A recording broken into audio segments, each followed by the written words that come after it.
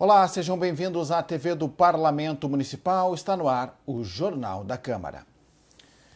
No JC de hoje, vamos dar sequência às entrevistas com os novos vereadores eleitos para a próxima legislatura. Das 35 cadeiras, a composição da Câmara terá uma renovação de 40%. Entre os estreantes no Parlamento Municipal está Eric Denil, eleito pelo PCdoB. Vereador, seja muito bem-vindo aqui ao Jornal da Câmara. Muito obrigado pela presença. Tudo bem? Tudo bem. Muito obrigado pelo convite também. Fico feliz em ocupar esse espaço e poder debater a cidade que nós queremos com o nosso povo de Porto Alegre. E parabéns, pela eleição, Obrigado, viu? O senhor conquistou 5.376 votos, O senhor esperava esse resultado? Como é que foi receber essa informação ali, acompanhando junto do TRE, do TSE, do TRE ali, a contagem dos votos ali? Como é que foi? Então, claro, muita gente da cidade encara como surpresa a nossa eleição, mas eu confesso que internamente, para mim, e para as pessoas que estavam acompanhando esse projeto político há muito tempo, não foi surpresa, A gente estava preparado para esse momento, a gente trabalhou muito mesmo nos últimos anos, debateu muito com a cidade, Organizamos protestos em várias pautas diferentes, Debatemos a cidade, E por ser uma característica periférica, então dentro da periferia eu caminho muito, em tudo que é acesso, em tudo que é bairro, para debater qual cidade que nós queremos para a população trabalhadora e para a juventude da periferia, que também há muito tempo em Porto Alegre, na nossa opinião, segue esquecido e falta políticas públicas. Porque a política ela existe, mas ela chega em alguns lugares, em alguns espaços. Mas onde o povo pobre e trabalhador mora, infelizmente demora para chegar. E o nosso papel foi esse, foi levar esperança e dignidade para o nosso povo. Vereador, conta um pouquinho de quem é o Eric Denil, para quem ainda não lhe conhece, vereador. Sua região da cidade, o senhor já falou um pouquinho desse trabalho social, em prol da juventude da periferia. Conta um pouquinho mais, da sua trajetória, enfim, quais as suas pautas e tal. Perfeito. Eu sou morador do Parque dos Maias, que é a divisa ali entre o bairro Rubem Berta e Santa Rosa de Lima. Eu moro bem no meio, entre esses bairros ali. Uns dizem Rubem Berta, outros dizem Santa Rosa de Lima. Depende da conta, vem um, depende da conta, vem outro.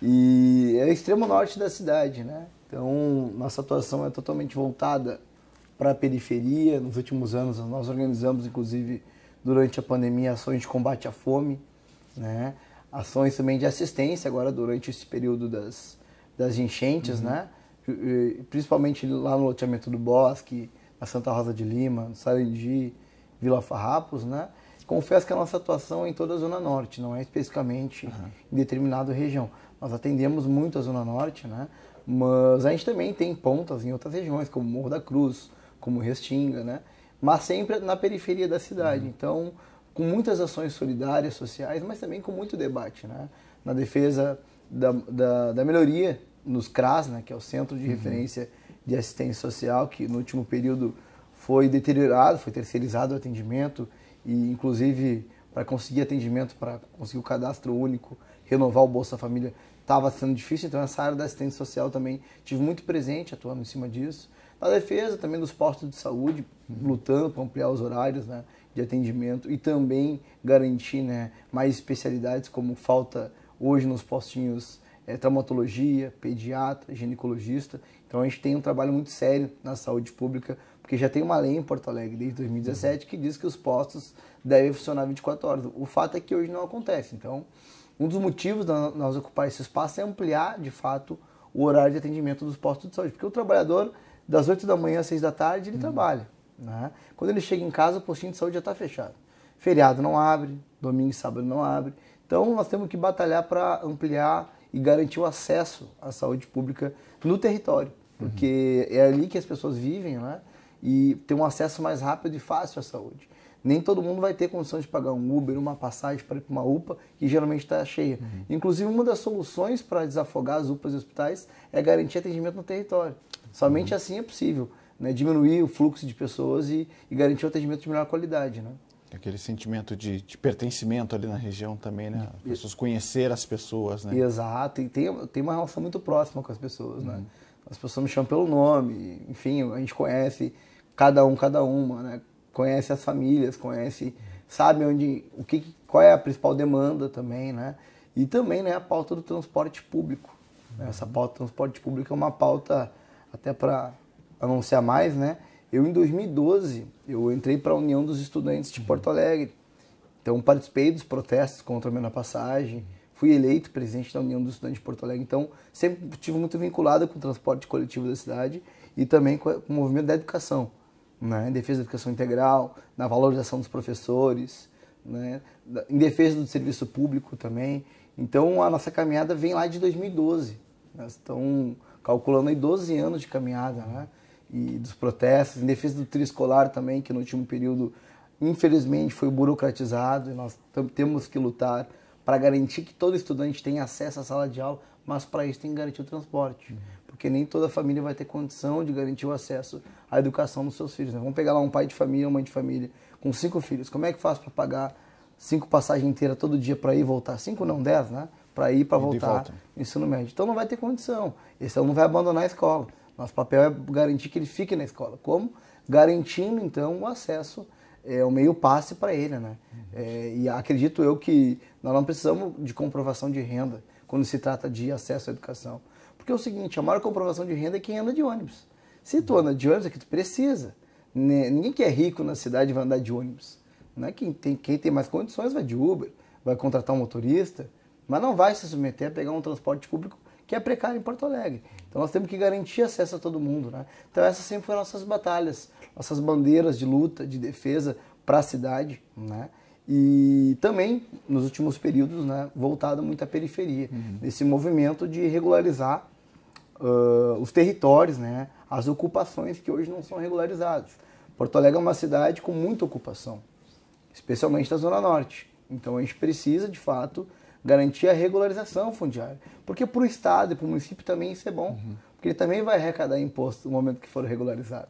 Então, nosso entendimento é que não existe prejuízo. Existe ganho para o Estado. Ali vai ter saneamento básico, se for regularizado. Ali vai ter asfalto, vai ter energia elétrica. Ali vai ter dignidade, né? E, portanto, vai retornar também para o cofre público a contribuição das pessoas que ali moram. Que hoje não funciona assim. Hoje, se a ocupação não é regularizada, nada é pago, né? Mas nós temos que fazer com que aconteça a regularização para garantir, de fato, que as pessoas possam ter dignidade e o município arrecade com isso e cuide dessas pessoas. Vereador, o senhor contou um pouquinho da sua trajetória aqui, né? E parece que o entrar na política, isso foi meio que natural, assim, né? Dentro da sua trajetória. Agora, quando é que surgiu no senhor, assim, o que foi o definitivo, assim, diferencial para que o senhor dissesse assim, vou concorrer à vereança em Porto Alegre? Claro, claro. Eu comecei no Grêmio Estudantil da escola, lá no Fundamental, lá na escola Jean Piaget, né? Então faz muito tempo isso, talvez 2009, 2010. Entrei para a União dos Estudantes, organizei os protestos, né? E até então nunca tinha sido candidato, apoiei várias candidaturas, né?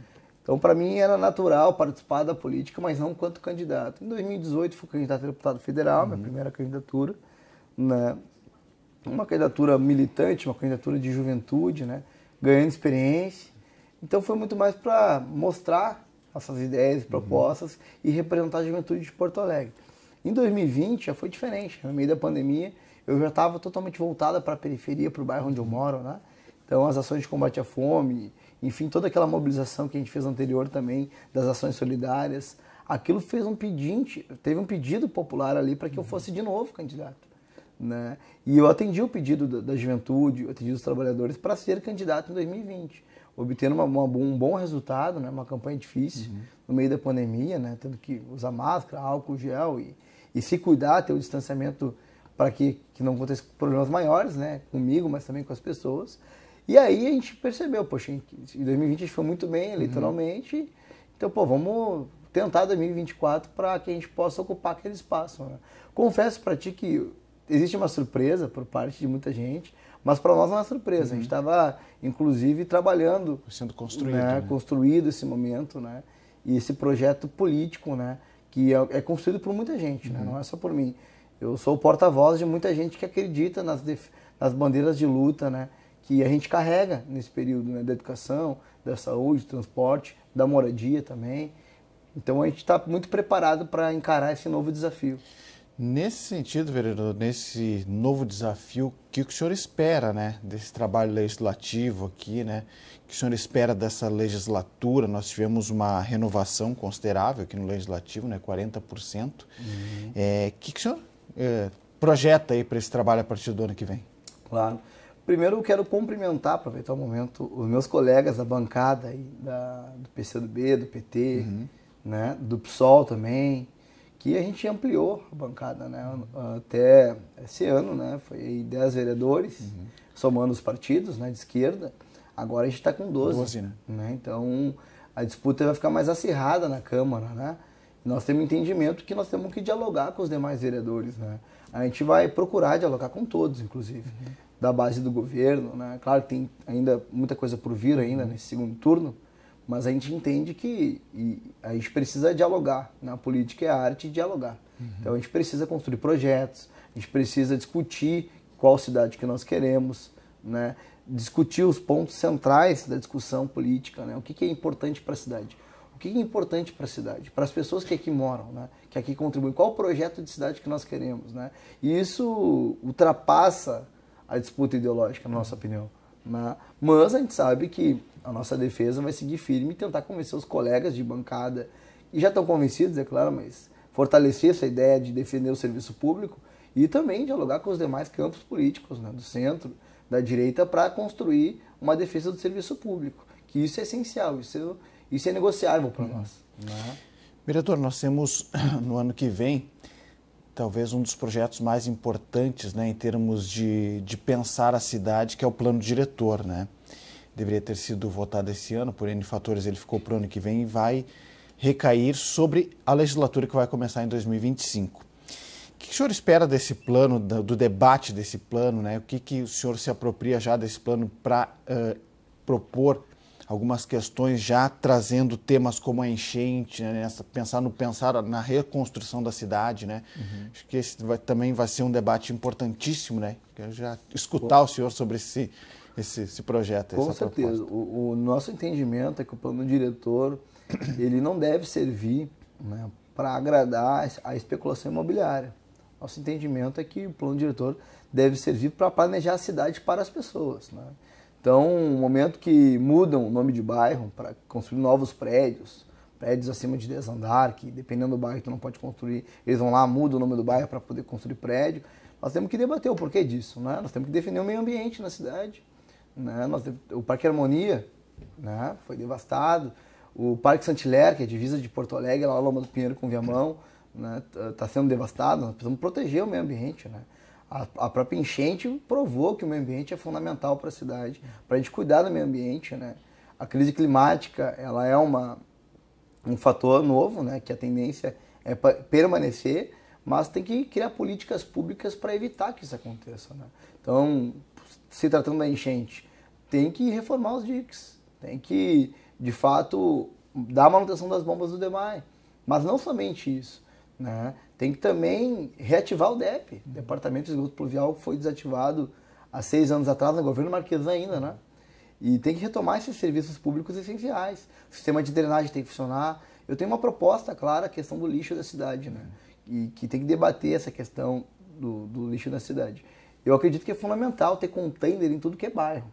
Eu não consigo entender como que na região central de Porto Alegre tem, e nos maiores bairros como Restinga, Rubem Berta, Vila Farrapos, né, e outros bairros como Sarandi, não tem esses containers para que as pessoas possam depositar o lixo, né, fazer a coleta seletiva, né, ter uma limpeza mais rápida também desses bairros, né. A gente achou muito demorado todo esse processo de limpeza da cidade pós-enchente, né. Se percebeu que é necessário e é fundamental investir nisso também. Né? Então, um plano diretor ele tem que servir para pensar a cidade para as pessoas.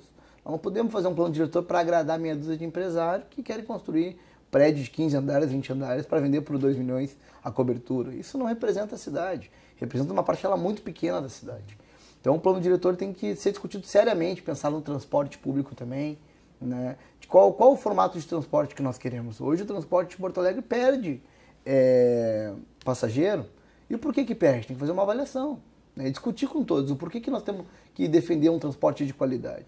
Né? Porque cidade desenvolvida, na nossa opinião, é a cidade onde a população, de forma geral, né, anda de transporte coletivo, transporte público, né, como é em várias cidades da Europa, né, classe média, os ricos da cidade andam de transporte público, né, tem que ter metrô na cidade também, uma cidade do tamanho de Porto Alegre é inadmissível não ter metrô, né, então nós precisamos discutir de forma séria, mas pensando no desenvolvimento da cidade.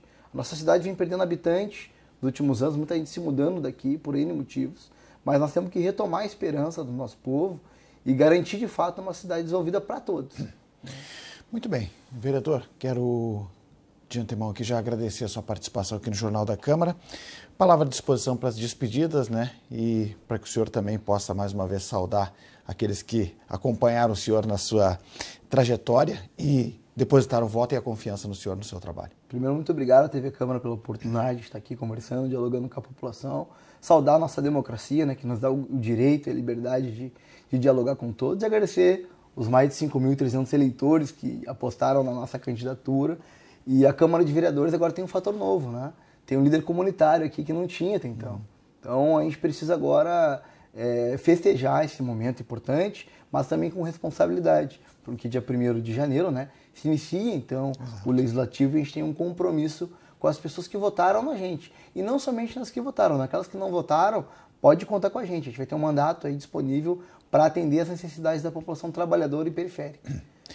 Vereador eleito pelo PCdoB, Eric Denil. Vereador, muito obrigado, parabéns mais uma vez, bom trabalho para o senhor. Muito obrigado, eu que agradeço, podem contar conosco, a gente vai seguir à disposição. Muito bem, o Jornal da Câmara de hoje fica por aqui, mais informações do Legislativo você confere no site da Câmara de Vereadores de Porto Alegre. Fica o convite também para que você acesse o YouTube da TV Câmara. Muito obrigado pela sua audiência, você já sabe, a gente se encontra na próxima edição. Até lá!